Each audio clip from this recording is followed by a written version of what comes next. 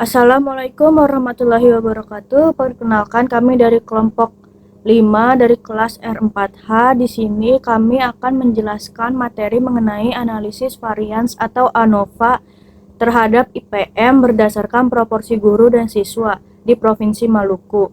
Sebelum memulai presentasi, izinkan saya untuk memperkenalkan anggota kelompok kami. Yang pertama ada Nurul Fadilah yang akan menjelaskan materi mengenai data dan variabel. Yang kedua ada Syanas Nanda yang akan menjelaskan mengenai analisis statistik sederhana. Dan yang ketiga ada Syanas Ruela yang akan menjelaskan interpretasi dan temuan data dari kelompok kami. Yang keempat ada Nazma Kaila yang akan menjelaskan mengenai kesimpulan mengenai hasil data dari kelompok kami dan saran. Yang terakhir ada saya sendiri, Nabila Zara Pratiwi, yang akan menjelaskan mengenai kajian hubungan IPM dengan proporsi guru dan siswa dari Provinsi Maluku. Melalui analisis ini kami ingin mengetahui apakah terdapat perbedaan yang signifikan dalam nilai IPM di berbagai wilayah Maluku berdasarkan proporsi antara jumlah guru dan jumlah siswa. Di sini saya akan menjelaskan kenapa diperlukan mengkaji hubungan IPM dengan proporsi guru dan siswa di Maluku. IPM sendiri mencerminkan kualitas pembangunan manusia. IPM adalah singkatan dari Indeks Pembangunan Manusia. IPM adalah indikator yang mengukur keberhasilan suatu daerah dalam 3 aspek utama, yaitu pendidikan, kesehatan, dan ekonomi. Karena salah satu komponennya adalah pendidikan, maka proporsi guru dan siswa bisa jadi faktor yang mempengaruhi nilai IPM. Yang kedua, proporsi guru dan siswa berpengaruh terhadap kualitas pendidikan. Jika jumlah guru terlalu sedikit dibanding jumlah siswa, maka proses belajar mengajar bisa menjadi kurang efektif. Ini bisa berdampak pada hasil belajar siswa dan kualitas pendidikan secara keseluruhan yang akhirnya mempengaruhi IPM. Yang ketiga, sebagai bahan pertimbangan dalam membuat kebijakan. Dalam menganalisis hubungan ini, pemerintah daerah bisa mengetahui apakah perlu menambah jumlah guru, memperbaiki distribusi tenaga pengajar, atau meningkatkan kualitas pendidikan untuk meningkatkan IPM. Yang keempat, membantu mengetahui faktor penting dalam meningkatkan IPM. Jika hasil analisis menunjukkan bahwa proporsi guru dan siswa berhubungan erat dengan IPM, maka sektor pendidikan bisa dijadikan prioritas dalam pembangunan daerah. Selanjutnya, mengapa peran guru dalam peningkatan kualitas pendidikan sangat penting? Guru memiliki peran yang sangat penting dalam dunia pendidikan karena mereka adalah ujung tombak dalam proses belajar. Berdasarkan data yang kami lampirkan nanti, kita bisa melihat jumlah guru, jumlah siswa, dan IPM di berbagai kabupaten atau kota di Maluku. Dari situ bisa dianalisis bahwa yang pertama, guru berpengaruh langsung terhadap keberhasilan belajar siswa. Semakin ideal rasio guru terhadap siswa, misalnya satu guru mengajar 20-30 siswa, semakin besar pula kemungkinan siswa mendapatkan perhatian dan bimbingan yang baik. Hal ini akan meningkatkan pemahaman dan prestasi siswa. Yang kedua, jumlah guru yang memadai mendukung proses pendidikan yang merata. Daerah dengan jumlah guru yang cukup cenderung memiliki kualitas pendidikan yang lebih baik karena tidak ada ketimpangan pengajaran antar sekolah atau antar wilayah. Yang ketiga, pendidikan berkualitas mendongkrak IPM. Seperti disebutkan sebelumnya, pendidikan adalah salah satu komponen IPM. Jadi bila kualitas pendidikan meningkat karena peran guru yang baik, maka IPM juga ikut meningkat. Dari data yang akan kami lampirkan nanti, bisa dicek apakah daerah yang punya banyak guru dibandingkan jumlah siswanya juga memiliki IPM yang tinggi.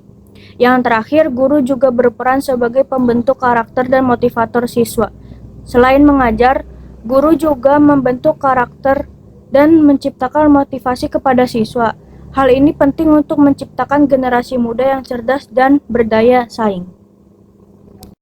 Jadi di materi selanjutnya itu di sini saya akan menjelaskan data dan variabel. Di sini menjelaskan data yang digunakan itu seperti IPM, jumlah guru dan juga jumlah siswa. Dan variabel bebasnya itu seperti X-nya proporsi guru dan juga Y-nya itu seperti IPM.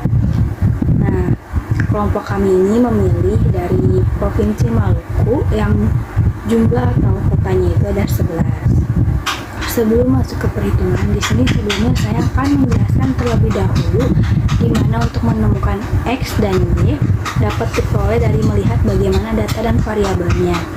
Nah, menjelaskan dari data yang digunakan itu ada IPM, jumlah guru dan juga jumlah siswa, lalu menjelaskan variabel bebasnya itu di mana X itu kita cantumin sebagai proporsi guru dan Y-nya itu kita cantumin sebagai IPM.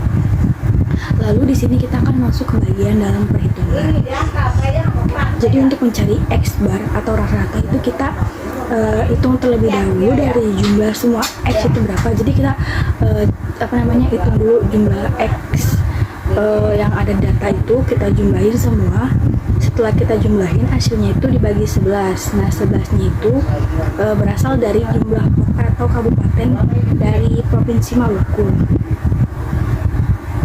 Untuk di data kelompok kami pilih itu X-nya itu 1,21. Setelah ditambah semuanya 1,21 itu tambah semuanya, jadi hasilnya itu menjadi 13,31.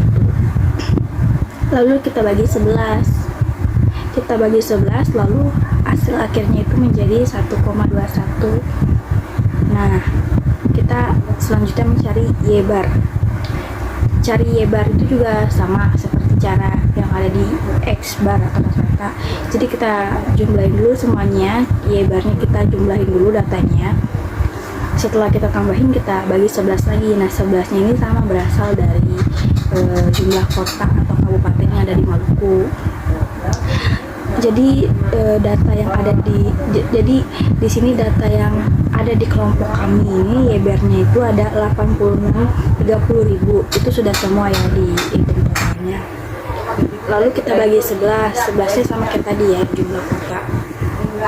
Jadi hasil akhirnya itu ada 7.821. Selanjutnya akan dibacakan oleh Sanas Nanda. Assalamualaikum warahmatullahi wabarakatuh. Saya Syana Surala Hidayat.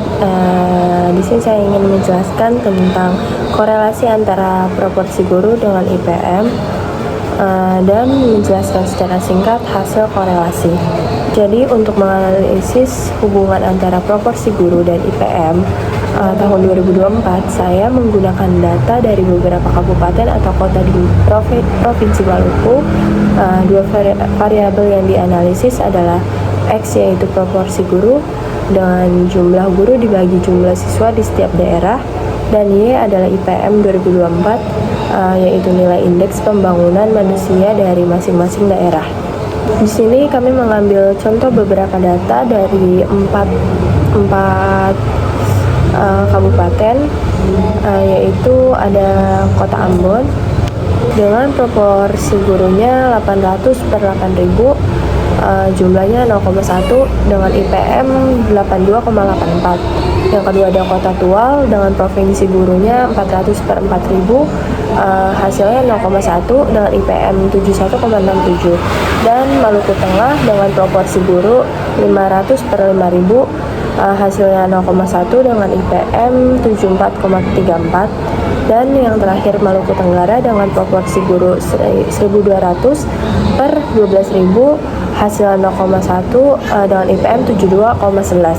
Data di atas terlihat bahwa hampir semua daerah punya proporsi guru yang sama 0,1, tetapi nilai IPM-nya sangat bervariasi dari 71-an sampai 82. Hal ini menunjukkan bahwa meskipun rasio guru terhadap siswa sama, IPM bisa sangat berbeda. Jadi untuk melihat kekuatan hubungan antar keduanya, saya menghitung korelasi Pearson antara X dan Y, dan hasilnya yaitu R sama dengan 0,177 atau lebih tepatnya 0,1767. Ini menunjukkan bahwa hubungan antara proporsi guru dan IPM bersifat positif sangat lemah. Nilai ini dihitung dari rumus korelasi Pearson, yaitu nilai koefisien korelasi Pearson sama dengan kovariansi antara variabel X dan Y, standar deviasi dari X dan standar deviasi dari Y. Ini menghitung beberapa besar perubahan X proporsi guru berkaitan dengan perubahan Y IPM, tapi karena nilai proporsi guru di hampir semua daerah hampir sama yaitu 0,1, maka standar deviasinya kecil sehingga Hasil korelasi juga kecil, maka wajar hasilnya rendah, yaitu hanya 0,177. Lalu kami lanjut dengan menghitung regresi linear sederhana. Persamaannya dalam bentuk Y sama dengan A plus BX. Dari situ kami mendapatkan nilai R square sama dengan 0,031. Artinya proporsi guru hanya menjelaskan 3,1% dari variasi IPM antar daerah. Sisanya 96,9% dijelaskan oleh faktor-faktor lain yang tidak masuk dalam model, misalnya kualitas guru, fasilitas pendidikan, ekonomi masyarakat, dan sebagainya. Jadi kesimpulannya, ada hubungan antara proporsi guru dan IPM, tapi sangat lemah, yaitu R sama dengan 0,177. Proporsi guru bukan penentu utama IPM, karena hanya menjelaskan 3,1% variasinya. R kuadrat sama dengan 0,031. Hal ini bisa dilihat dari contoh seperti Ambon dan Tual, yang sama-sama punya proporsi guru 0,1, tapi IPM-nya beda jauh dari 82,84 dibanding dengan 71,67. Sekian penjelasan dari saya, kurang lebihnya mohon maaf. Akan dilanjutkan oleh Nazma Kaila. Perkenalkan, nama saya Sanasnada Nurasana. Di sini saya akan menjelaskan bagaimana cara mendapatkan Y1 dikurang Y-bar, yaitu caranya dari Y1 sampai ke Y11 dijumlahkan. Kenapa sampai ke Y11? Karena kelompok kami mengambil Kabupaten Maluku. Lalu jika hasil sudah ketemu, dikurangkan dengan rata-rata Y, yaitu ada di 78,26. Jika hasil sudah ketemu, lalu dibagi dengan 11 lagi, dan itulah hasil akhirnya dari Y1 dikurang Y-bar. Lalu selanjutnya ada X1 dikurang X-bar. X1 sampai ke X11 dikurangkan sama seperti tadi, karena kelompok kami mengambil Kabupaten Maluku. Lalu hasilnya dikurangkan dengan rata-rata X atau proporsi guru, yaitu ada di 1,2.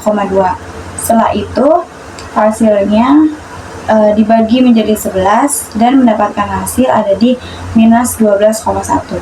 Jadi di kelompok kami itu yaitu kita ambil IPM dan X itu adalah proporsi guru. Jadi jika proporsi gurunya ini lebih tinggi dan jumlah siswanya lebih besar, maka itu akan berdampak positif dan ideal. Assalamualaikum warahmatullahi wabarakatuh.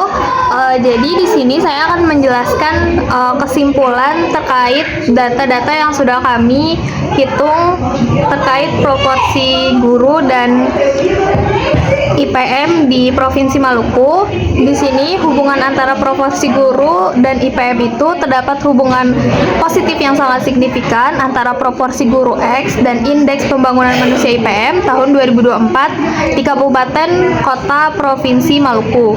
Nilai koefisien regresinya itu ada 7,107, menunjukkan bahwa setiap kenaikan 0,1 dalam proporsi guru bersosiasi dengan peningkatan sekitar 7,107 poin dalam IPM. Nilai F hitung sebesar 139,291 yang jauh lebih besar dari nilai F tabel kurang lebih 5,12, mengindikasikan bahwa model regresi signifikan secara statistik, artinya variabel proporsi guru berpengaruh nyata terhadap IPM. Nah, di sini dijelaskan bahwa statistik tambahannya itu di rata-rata IPM itu ada di Maluku yaitu 78,26. Nilai prediksi IPM dari model regresi Y-Topi adalah 71,742 ketika proporsi guru adalah 0,1. Nilai T hitung sebesar 4478 yang sangat tinggi menunjukkan bahwa koefisien regresi berbeda signifikan dari 0. Nah, kami juga menunjukkan visualisasi data dalam bentuk grafik garis, menunjukkan bahwa variasi IPM antar kabupaten atau kota cukup besar, sedangkan proporsi guru relatif konstan 0,1. Namun, tetap menunjukkan pengaruh terhadap IPM. Kabupaten atau kota dengan IPM tertinggi adalah Ambon, yaitu 82,84, sedangkan terendah adalah Buru Selatan 67,68. Kesimpulan umumnya ada pada proporsi guru memiliki pengaruh yang sangat signifikan terhadap IPM di Provinsi Maluku. Dengan kata lain, semakin tinggi proporsi guru dalam suatu daerah, maka IPM daerah tersebut cenderung lebih tinggi. Oleh karena itu, kebijakan peningkatan jumlah guru atau proporsi guru terhadap jumlah siswa dapat menjadi salah satu strategi dalam meningkatkan kualitas pembangunan manusia. Dan untuk saran-saran yang mungkin bisa kami berikan, yang pertama itu ada redistribusi guru secara merata. Karena di sini masalahnya, meskipun proporsi guru secara umum tampak seragam yaitu 0,1, daerah-daerah dengan IPM rendah kemungkinan memiliki kebutuhan lebih tinggi akan guru berkualitas. Sarannya, lakukan redistribusi guru dari daerah yang dengan kelebihan tenaga pengajar ke daerah yang kekurangan, terutama ke kabupaten seperti Buru Selatan, Kepulauan Tanimbar, dan Seram bagian timur. Yang kedua adalah rekrutmen guru berdasarkan rasio ideal. Nah, standarnya itu WHO dan UNESCO menganjurkan rasio ideal siswa dan guru itu misalkan 20:1 hingga 30:1. Sarannya, gunakan rasio ideal ini sebagai dasar dalam perencanaan rekrutmen dan penempatan guru tiap tahunnya. Yang ketiga ada peningkatan kualitas guru di daerah tertinggal. Permasalahan ini cukup sangat signifikan karena jumlah guru mungkin cukup, namun kualitas pengajar rendah di beberapa daerah. Saran yang bisa dilakukan, pelatihan rutin, insentif khusus, dan peningkatan sertifikat untuk guru-guru di wilayah dengan IPM terendah. Yang keempat ada insentif khusus untuk guru di daerah 3T. Apa itu 3T? 3T adalah terdepan, terluar, dan tertinggal. Saran yang harus diberikan adalah berikan tunjangan tambahan, fasilitas perumahan, dan insentif lain agar guru mau dan mampu bertugas di daerah terpencil seperti Kepulauan Aru atau Maluku Barat Daya. Yang kelima ada pemantauan dan evaluasi proporsi guru secara berkala.